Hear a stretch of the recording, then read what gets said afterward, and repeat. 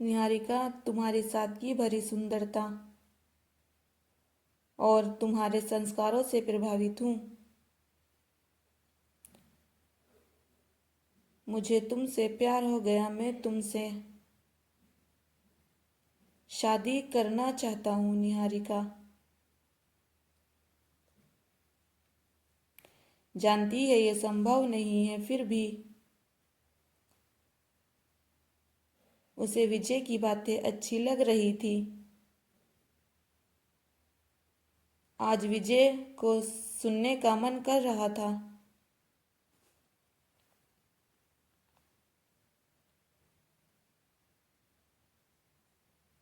निहारिका जी, एक अनजान युवक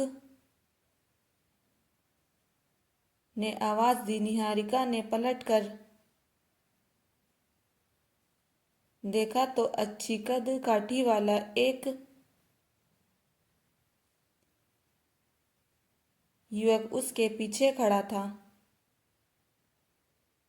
जी कहिए, घबराते हुए सुर में बोला निहारिका। उस युवक से बोली। निहारिका के भीतर एक खलबली मची हुई थी। इस अनजान युवक ने मुझे क्यों आवाज दी? उससे भी ज्यादा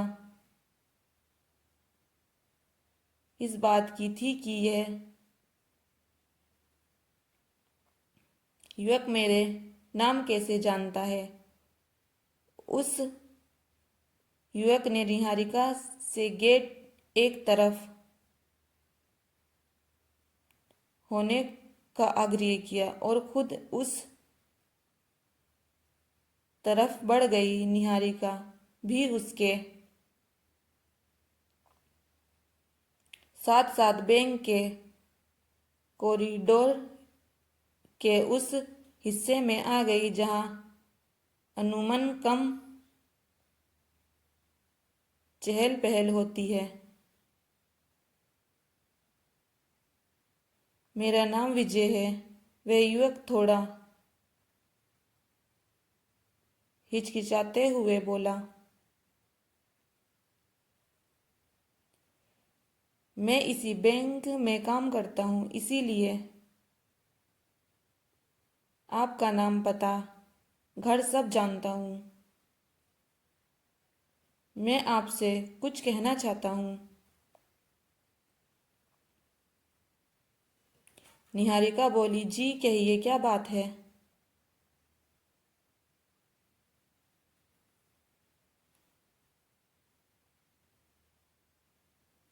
मैं आपसे दोस्ती करना चाहता हूँ। मैं लड़कों से दोस्ती नहीं करती और मैं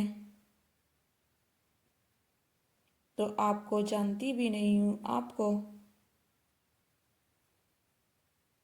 पहली बार देख रही हूँ, निहारिका ने निम्रता से कहा। विजय बोला, लेकिन मैं आपको तब से जानता हूँ जब से आपने इस बैंक खाता खुलवाया है। इतना ही नहीं, मैं उस जगह भी नियमित जाता हूँ जहाँ आपकी कोचिंग क्लास है। बल्कि वहाँ से रोज आपको ऑटो के पीछे पीछे आपके घर तक आना जाना भी मेरे दिन में शामिल है। विजय के मुंह से ये सब सुनकर निहारिका आश्चर्यचकित हो जाती है। पहले तो उसे उस पर गुस्सा आता है, परंतु इतने लंबे टाइम से पीछे करने के बाद भी उसका मुझे किसी तरह से कोई परेशानी नहीं करना निहारिका को भी गया। निहारिका लगा कि यह नौजवान सामान्य लड़कों जैसा नहीं है। अभी तक की बातचीत में भी वह उसे और समझदार ही लगा। विजय के इसी निश्चल प्रेम को देखकर वह शांत रहती है और बड़े सरल भाव से उसे कहती है, आप ये सब क्यों कह रहे हो?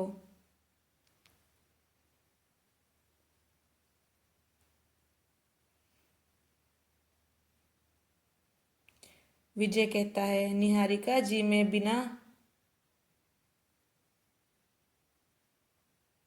लगे लपेटे के अपनी बात सीधे सीधे आपसे कहता हूं, मैं आपसे शादी करना चाहता हूं।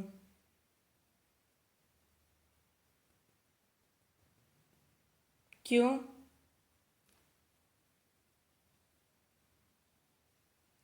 निहारिका एकटक विजय को देखती रह जाती है। उससे समझ में नहीं आ रहा कि वे ये बात सब क्यों हो रहा है। उससे कोई जवाब भी नहीं सूझ रहा है। हाँ, उससे उसके कपड़ों पर रकीन आभा छा जाता है। नजरें झुक जाती हैं और हृदय की गति बढ़ जाती है। वह विजय से कुछ नहीं बोल पाती। उसके होठ जैसे बर्फ की तरह जम गए हों।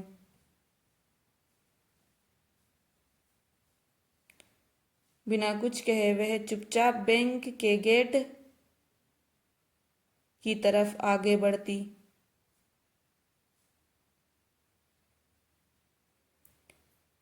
मौसम की हल्की ठंडी होने के बाद भी वह दुपट्टे से माथे पर आए पसीने की बूंदों को पोंछती हुई पैदल ही घर की तरफ चल देती है। चलते चलते उसे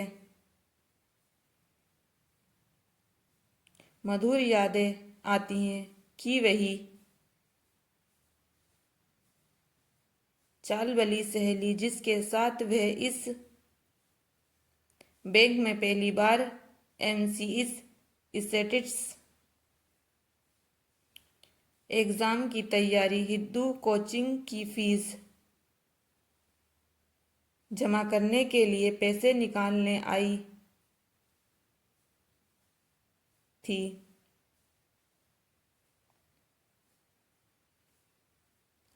पैसे निकालने के बाद जब वह निहारिका चलने लगी तो उसे ऐसा महसूस होता है जैसे उसे कोई देख रहा हो, पर वह ध्यान नहीं देती। उसकी सहेली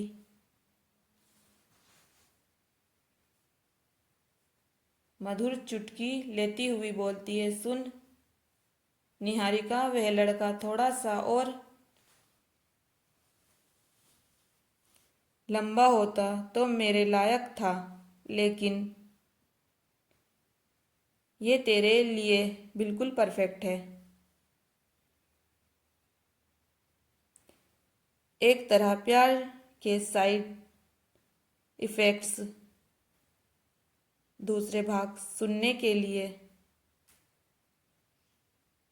हमारे चैनल को सब्सक्राइब कीजिए। Friends, thank you. Please follow me.